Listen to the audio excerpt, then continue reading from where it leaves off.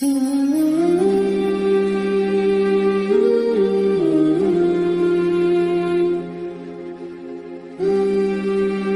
الرحیم نحمدہ ونصلی علی رسول الکریم۔ ایسے احباب رابطہ کر رہے ہیں کہ جو کسی وجہ سے ان کا اعتکاف ٹوٹ گیا، غلطی کی وجہ سے، انجانے میں یا کسی مجبوری کی وجہ سے اعتکاف ٹوٹ گیا، تو اب وہ کیا کریں؟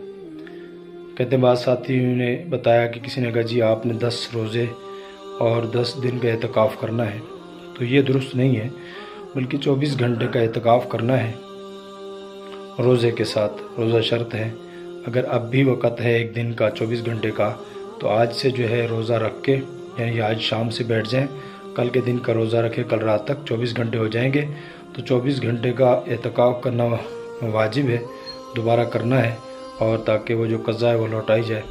تو 10 دن کا نہیں ہے بلکہ 24 گھنٹے کا ہے۔ اولاً تو ہمیشہ یاد رکھیے گا، جب 10 دن کے اعتکاف کے لیے بیٹھے تو پہلے سے مذاکرہ ہو اور مسائل معلوم ہو، اور احتیاط بہت ضروری ہے۔ عام طور پہ بیٹھنے کا شوق تو ہے، اعتکاف میں بیٹھ جاتے ہیں، لیکن اس کے بعد جو ہے احتیاط نہیں کرتے، جس کی وجہ سے وہ اعتکاف ٹوٹ جاتا ہے۔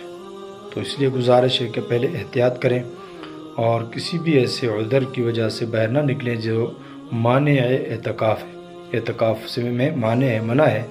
تو جیسے کہ غسل کرنے چلے جانا، کپڑے بدلنے کے لیے باہر چلے جانا، یا باہر جا کے باتیں کرنا، یا ایسی جگہ جو مسجد کی حدود سے باہر ہیں اس میں باہر ایسے چلے جانا، تو ان تمام صورتوں میں ٹوٹ جاتا ہے اعتکاف، اور لیکن اس کی قضا جو ہے وہ 24 گھنٹے ہے ایک روزے کے ساتھ۔ رمضان مبارک کے اندر بھی دوبارہ رکھ سکتے ہیں، روزہ تو ہوگا ہی ہوگا تو اعتکاف کر سکتے ہیں، یا رمضان مبارک کے بعد 24 گھنٹے کا اعتکاف کرنا روزے کے ساتھ۔ واللہ اعلم بالصواب۔